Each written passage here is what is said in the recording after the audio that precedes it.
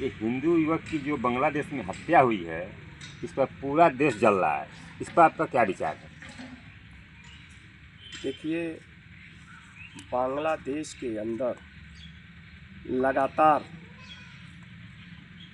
हिंदुओं की हत्या हो रही है, उनके साथ जुर्म हो रहा है, उनके साथ अन्याय हो रहा है। और हमारे देश की सरकार, जो एक हिंदूवादी सरकार अपने आप को कहती है, और हिंदूवादी इसलिए कहती है कि हिंदू भारत में बहुसंख्यक है और इनको वोट की राजनीति करनी है, इसलिए ये हिंदूवादी बनते हैं।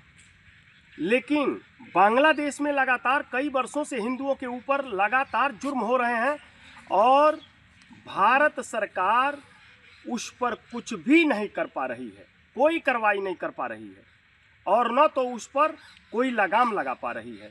इसलिए मैं मानता हूं कि हमारे देश के प्रधानमंत्री नरेंद्र मोदी जी की विदेश नीति बिल्कुल जीरो है, विदेश नीति है ही नहीं है, पूरी तरह से साफ है।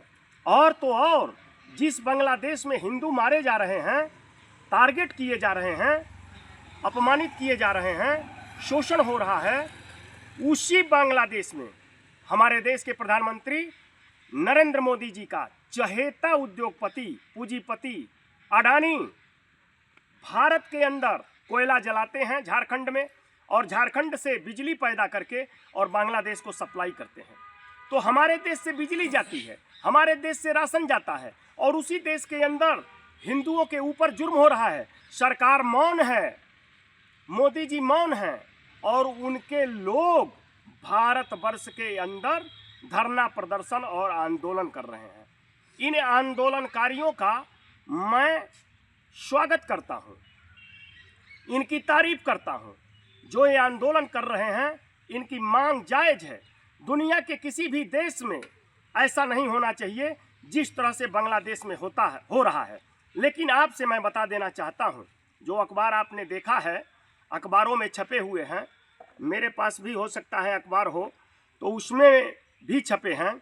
मैं ये कहना चाहता हूं कि दुनिया के जिस देश में बहुसंख्यक लोगों के बीच में धार्मिक कट्टरता पैदा हो जाएगी, वहां का अल्पसंख्यक खतरे में रहता है। जैसे बांग्लादेश में बहुसंख्यक हमारे मुसलमान भाई हैं, और मुसलमानों में जो कट्टर मुसलमान हैं, सारे मुसलमान नहीं, कट्टर मुसलमान हैं, वो अल्पसंख्यकों पर हमला कर रहे हैं। कट्टरता मानवता और इंसानियत की दुश्मन होती है, और कट्टरपंथी, चाहे वो हिंदू हो, चाहे वो मुसलमान हो, चाहे वो सिख हो, चाहे वो ईसाई हो, कट्टरपंथी चाहे वो फारसी हो, चाहे वो जैन हो, किसी भी धर्म जाति मजहब का आदमी जो कट्टरपंथी है, वो सदा समाज को तोड़ता है, जोड़ता नहीं है।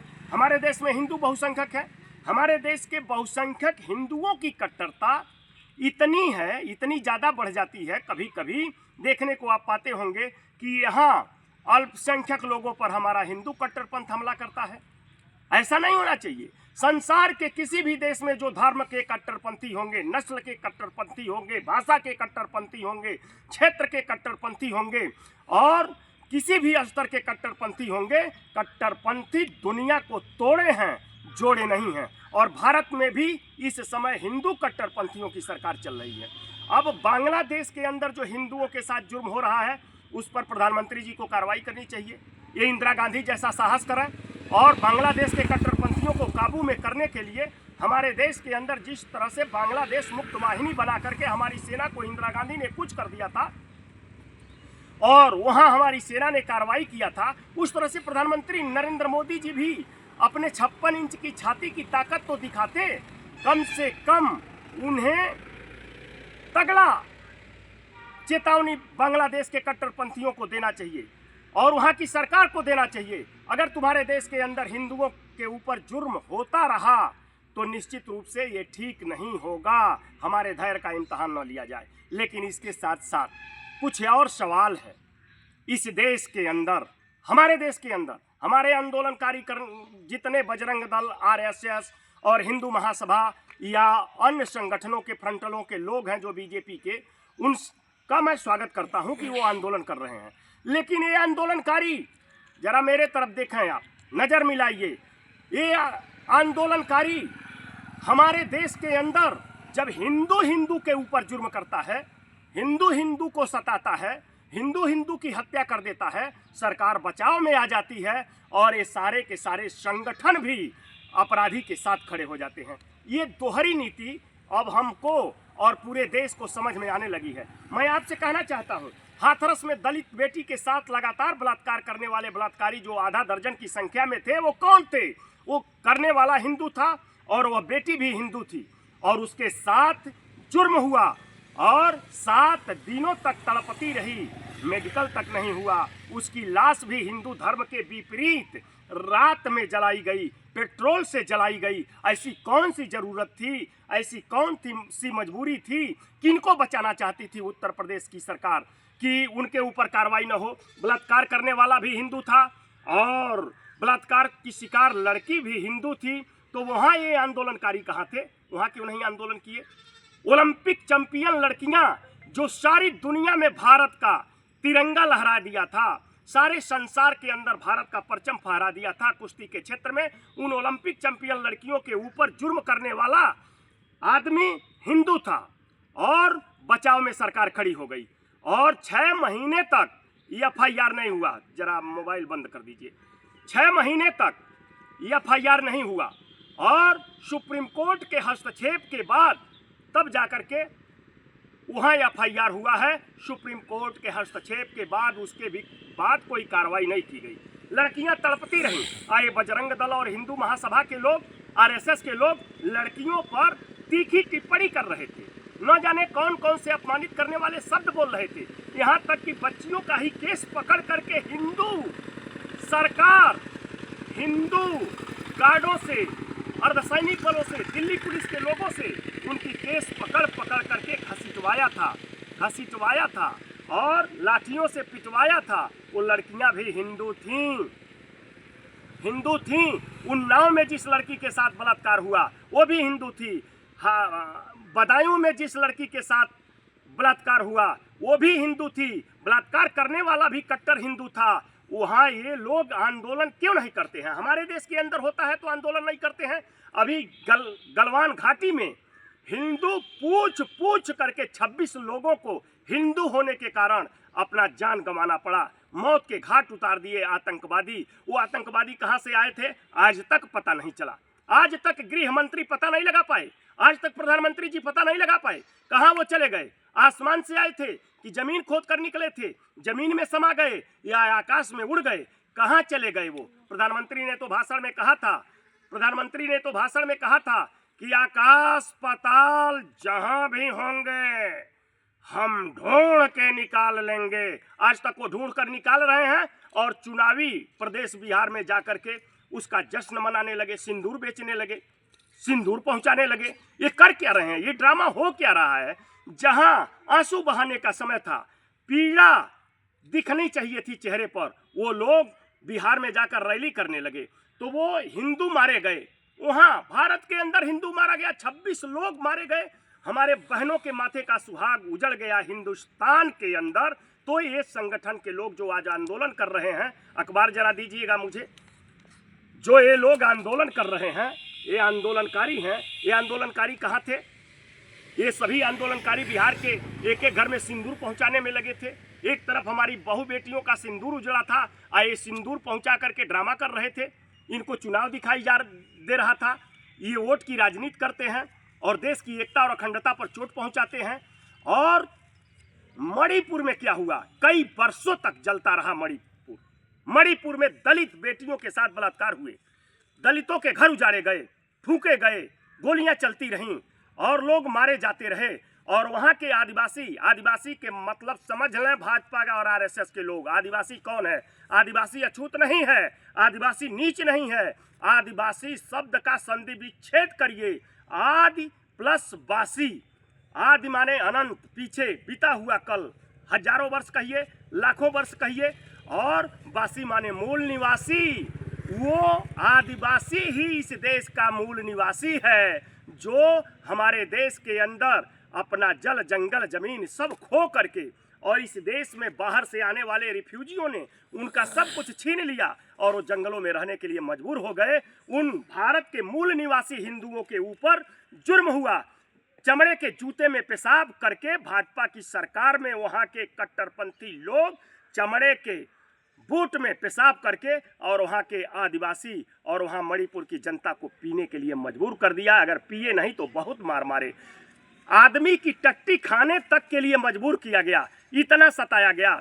और महाभारत की द्रौपदी तो नंगी नहीं हो सकी, लेकिन मणिपुर की बेटियों को नंगा करके घुमाया गया। बेटियों का इससे ज़्यादा अपमान और क्या है?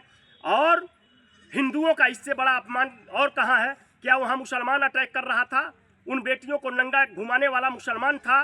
क्या उन बेटियों को, वहाँ के लोगों को मूत्र पिलाने वाला मुसलमान था? क्या वहाँ आदमी का बिट खिलाने वाला मुसलमान था? इस देश के अंदर, भारतवर्ष के अंदर भाजपा के लोग इस देश के लोगों को बेवकूफ़ समझते हैं। भारत में आप हिंदू की लड़ाई लड़ रहे हैं तो हम मोहन भागवत जी से कह रहा हूँ कि जब मणिपुर जल रहा था, गलवान घाटी जल रही थी, हाथरस बदायूं उन्नाव की घटनाएं हो रही थी, पूरे भारत के अंदर दलित और पिछड़े मारे जा रहे हैं, सरकार भी मारने वाले अभियुक्तों के साथ खड़ी हो जाती हैं, तो कहाँ चले जाते हैं? मोहन भागवत जी कहीं तपस्या कर रहे थे क्या? ये सब दिख नहीं रहे थे? आज निकले हैं, आज बोल रहे हैं। हाँ, तपस्या करने हमारे प्रधानमंत्री जी जाते हैं। वो कभी कभी सन्यासी बनकर पहाड़ के मंदिरों की गुफाओं में घुस जाते हैं और वहाँ कई दिनों तक गुजारते हैं।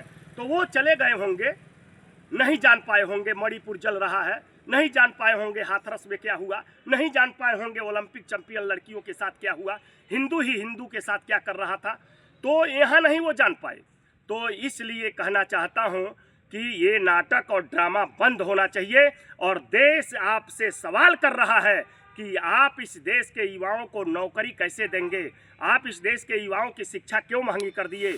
आप इस देश की शिक्षा पर जीएसटी क्यों लगा दिए? आप इस देश के किसानों को क्यों तबाह कर दिए हैं? आप इस देश की सेना को अग्निवीर क्यों बना दिए?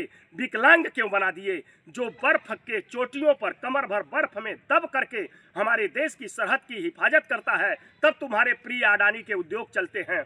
उन फौजी जवानों को जो किसान के बेटे होते हैं, चाहे किसी भी जात के हों, यादव हों, केवट हों, कुर्मी हों, ब्राह्मण हो, क्षत्रिय हो और वैश्य हो, भूमिहार हो, किसी भी जात का हो, चौहान हो, राजभर हो, और वो लड़के किसान के बेटे होते हैं जो सेना में जाते हैं। इसीलिए लाल बहादुर शास्त्री जी ने नारा दिया था, जय जवान जय किसान। उन्होंने ये नहीं कहा था कि जय श्री राम।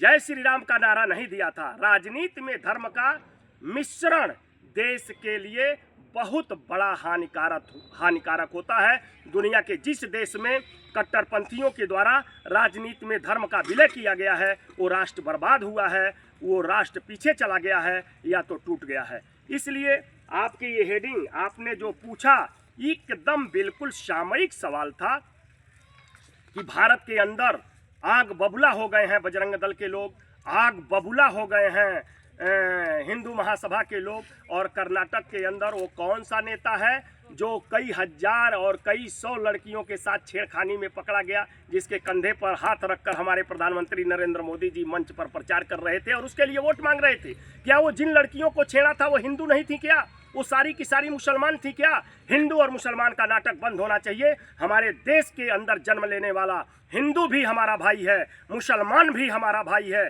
सिख भी हमारा भाई है, ईसाई भी हमारा भाई है, फारसी और जैन भी हमारा भाई है।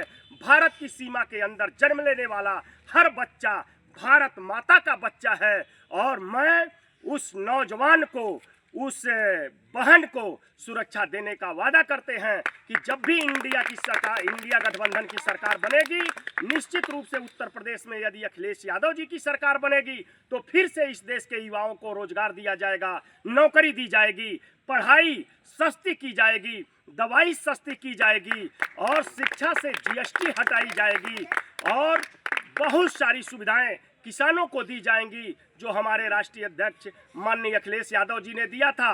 नहर का, ट्यूबवेल का सारा पानी किसानों को फ्री देते हैं और सिंचाई फ्री होती है। इसलिए मैं कह रहा हूं कि दंगा फसाद करना है तो भारत में क्यों करते हो? जाओ यार, बांग्लादेश के ढाका में कह दो मोहन भागवत जी ढाका में बैठ जाएं और वहाँ हिंदू अल्पसंख्यक है, कमज़ोर है, वहाँ लड़ाई लड़ें। यहाँ तो हिंदू ताकतवर है, यहाँ हिंदुओं की लड़ाई लड़ने की क्या ज़रूरत है? यहाँ से कौन सा ड्रामा करते हो आप?